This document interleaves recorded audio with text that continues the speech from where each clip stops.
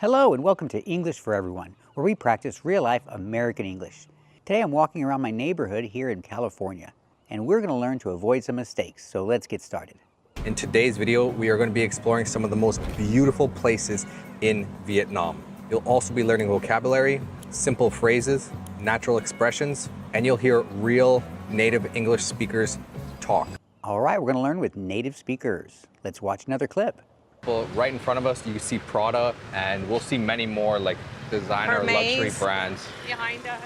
Yeah, Hermes, I believe they call it. Hermes. I'm sorry, I don't own Hermes, so that's maybe why I can't pronounce it. Wait, she says Hermes, and he corrects her and says Hermes? Neither one is correct. The designer brand is pronounced Hermes. Hermes. The H is silent. Air, like the air you breathe. Hermes is the correct pronunciation. Not Hermes and not Hermes. It's pronounced Hermes. Example, this is an Hermes bag. Let's practice. What is this? That's right, this is an Hermes bag. Let's watch another clip. The other night, we went on that bus company that's there on the bus tour. We went on that bus company? You cannot go on a bus company. You can go on a bus, but not a bus company. You can say we used that bus company, but not we went on that bus company. We went on that bus, and we used that company. So the idea, they went on that bus, and they used that bus company. Let's practice. Did they go on that bus? That's right, they went on that bus. Let's watch another clip. And obviously that's inspired by the French, the bread itself. And the architecture. And the architecture? The architecture. Did she say architecture? Let's watch it again. Obviously that's inspired by the French, the bread itself. And the architecture. She did. She said architecture. The word is pronounced architecture. Not archi, but architecture. You can pronounce it with the sound, architecture, or you can pronounce it with the architecture, but not archi. Don't say that. So the idea, she likes the architecture in that city. Let's practice. Does she like the architecture in that city?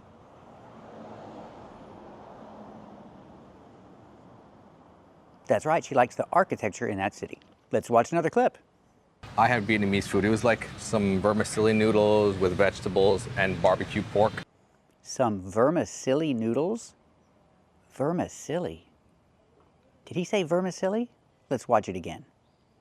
I had Vietnamese food. It was like some vermicelli noodles with vegetables and barbecue pork. He did. He said vermicelli noodles. We don't say that. We say vermicelli. Celli, use the ch sound, like chicken, plus the sound, like in red and tin, vermicelli. These are vermicelli noodles. They're very thin. Not vermicelli, but vermicelli. Let's practice. Are these vermicelli noodles? That's right, these are vermicelli noodles. Let's watch another clip. Yeah, you can buy some. Which ones though? I don't want, but you guys go right ahead. I don't want, but you guys go right ahead. We cannot say this. We cannot say I don't want, but you guys go right ahead. Want what? I don't want any, but you guys go right ahead. We can say that. I don't want any. We need any here. It's not correct without it. I don't want any, but you guys go right ahead. This is correct. The idea, she doesn't want any. I cannot say she doesn't want. She doesn't want any. They're talking about donuts. She doesn't want any. Let's practice. Does she want any? That's right, she doesn't want any. Let's watch another clip. Now you have to buy a donut. Oh, I was gonna buy regardless. Yeah. But that's really nice. I was going to buy regardless? Buy what? With the verb buy, we need an object. You can say some. I was going to buy some, because they're talking about donuts.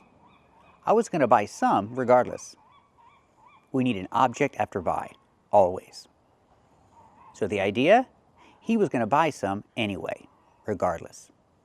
Let's practice. Was he going to buy some anyway? That's right, he was going to buy some anyway. Let's watch another clip. Actually, she's going to make fresh. So she has sesame seeds. She's going to make fresh? Make fresh. Make what fresh? I cannot say she's going to make fresh. We need an object after make. You can say some. She's going to make some fresh. Talking about donuts, some donuts. But I cannot say she's going to make fresh. She's going to make some fresh. Or I can say it. She's going to make it fresh. The idea, we need an object after make. Or I can say them, because you're talking about donuts. She's going to make them fresh. Or she's going to make some fresh. But I cannot say she's going to make fresh.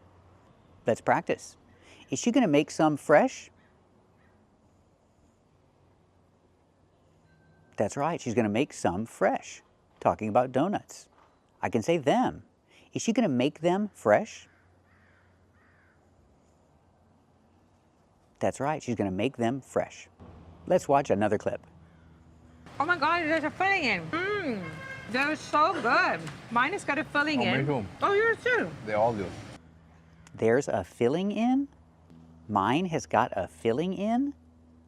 We cannot say this. A filling in? You can say a filling inside. You can say there's a filling inside, or mine has got a filling inside, but not just in. I cannot say there's a filling in. They're talking about inside the donuts. There's a filling inside the donuts. So there's a filling inside. But I cannot say there's a filling in. There's a filling inside. So the idea, there's a filling inside these donuts. Or I can say there's a filling inside. Let's practice. Is there a filling inside? That's right, there's a filling inside. Let's watch another clip. But it tastes herby. Chinese iced tea. Yeah, it tastes like healthier. That's some good. But it tastes like herb. Yeah, it tastes like a little bit herby. It tastes a little bit herby? Herby? We don't pronounce the word like that. You're talking about herbs, where the H is silent. Herbs. If the food has a lot of herbs in it, you can say it's herby. I don't, but you can. But not herby. There's no H in herb or herby or herbal. I cannot say herbal tea, and I cannot say it tastes a little herby. There's no H. Herbs, herby, or herbal tea don't pronounce the H. Let's practice with herbal tea. This is chamomile. Pronunciation, chamomile. Chamomile tea is a good herbal tea. Not herbal, but herbal. Let's practice. Is chamomile a good herbal tea? Very good. And let me know in the comments. Do you like herbal tea? And what's your favorite herbal tea? Mine is chamomile. Let me know in the comments and let me know what your favorite herbal tea is. Thanks for watching and keep watching for more. First, this is not correct. I think that doesn't make any sense and it just wastes people energy. I cannot say people energy. I have to use a possession and say people's energy. So it's correct to say it just wastes people's energy.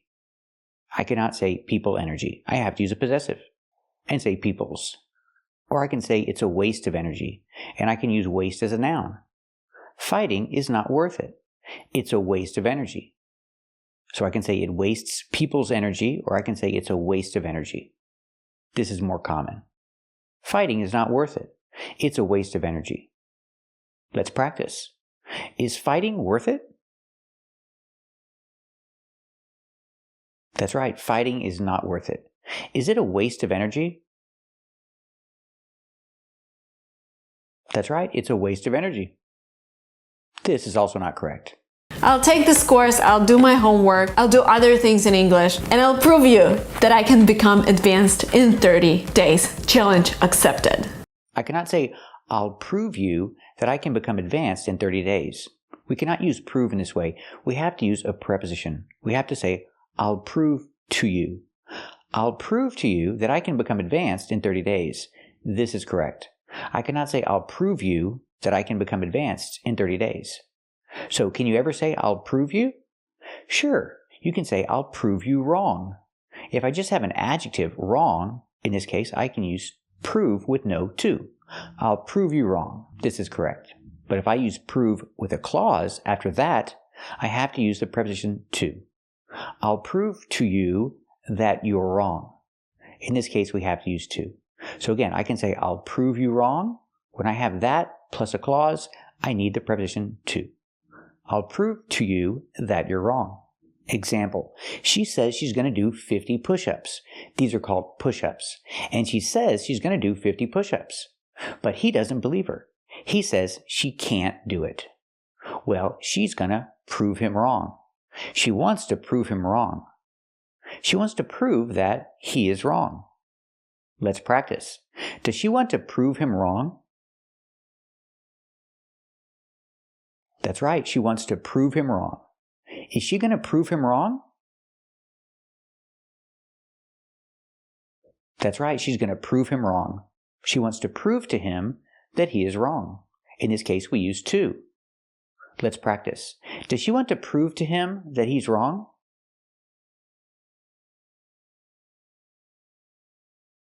That's right, she wants to prove to him that he's wrong.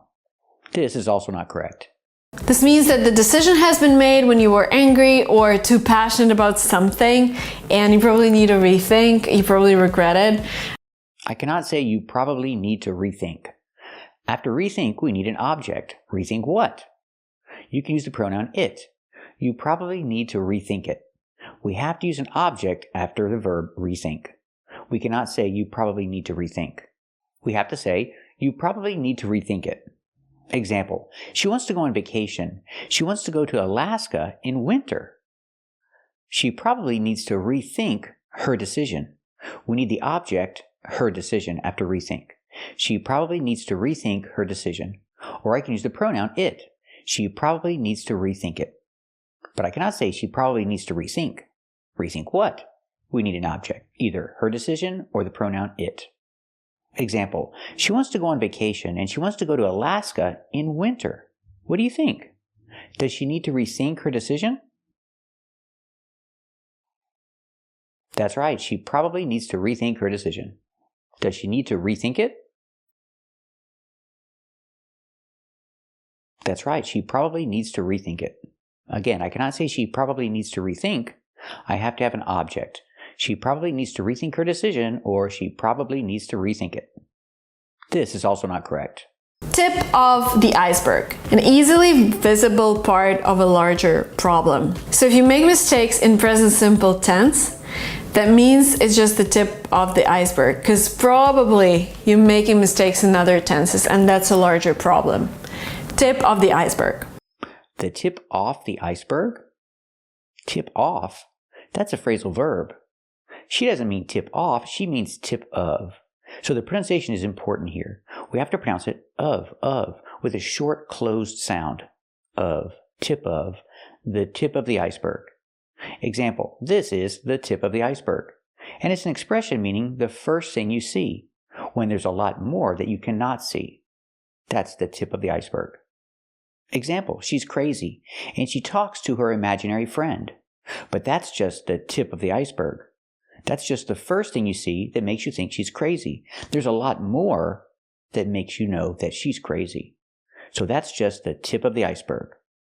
The fact that she talks to her imaginary friend. That's just the first thing you see that lets you know that she's crazy. That's the tip of the iceberg. Pronunciation. The tip of, the tip of, the tip of the iceberg. Not the tip of, or off, but of. That's just the tip of the iceberg. Let's practice. She's crazy, and she talks to her imaginary friend. Is that just the tip of the iceberg? That's right, that's just the tip of the iceberg. What about the phrasal verb, tip off? Tip off is completely different. That's why I was confused. I heard tip off the iceberg. Well, tip off is a phrasal verb, and it means when you tell the police that a crime is going to happen. You tip off the police. You tell the police that a crime is going to happen. You tip off the police. Example, she talked to the police and she told the police about a crime that was going to happen. So I can say she tipped off the police. Tip in the present, in the past, tipped. Make the t sound. She tipped off. She tipped off the police. She told them about a crime that was going to happen. Let's practice. Did she talk to the police? That's right, she talked to the police. Did she tip off the police about the crime? That's right, she tipped off the police about the crime. So remember the pronunciation difference. Tip off and tip of. Tip off is a phrasal verb, meaning to tell the police about a crime. And tip of is the point. The top point is the tip of something. This is also not correct. But then you have to wake up at 4:30 a.m. to cook breakfast and take shower, and you're like, easier said than done. I cannot say cook breakfast and take shower. When I say breakfast, there's no article. You cook breakfast. You don't cook a breakfast. You can say a breakfast if there's an adjective. For example, you cook a special breakfast. But if there's no adjective, you say cook breakfast. Well, what about shower? Shower is different. We have to use an article all the time. You take a shower. I cannot say you take shower. So again, it's correct to say cook breakfast and take a shower. I cannot say cook breakfast and take shower. With shower, I always need the article a. Cook breakfast and take a shower. Example, he's taking a shower right now. He's taking a shower. And for a routine, I say takes. He takes a shower every day. Let's practice. Is he taking a shower right now? That's right, he's taking a shower right now. Does he take a shower every day? That's right, he takes a shower every day. Remember, when you say shower, you have to use the article a shower. This is also not correct. But if you feel like your English in general is still intermediate and you still need to brush up other aspects of English like grammar and reading and writing, I've created a course for you called From Intermediate to Advanced in 30 Days. I cannot say brush up other aspects of English. In America, when we use the phrasal verb brush up, we have to use the preposition on. Brush up on something. Brush up on other aspects of English. I have to use on. I cannot say brush up other aspects of English. We say brush up on other aspects of English. It means to practice and learn something that maybe you forgot. Something that you learned, but maybe you forgot. You don't remember. You need to brush up on it. Relearn it, review it, practice it again. Example, he's taking a test tomorrow, and he needs to brush up on his English. I cannot say he needs to brush up his English. Not in America. We need on. He needs to brush up on his English because he's taking a test tomorrow. Let's practice. Is he taking a test tomorrow? That's right, he's taking a test tomorrow. Does he need to brush up on his English?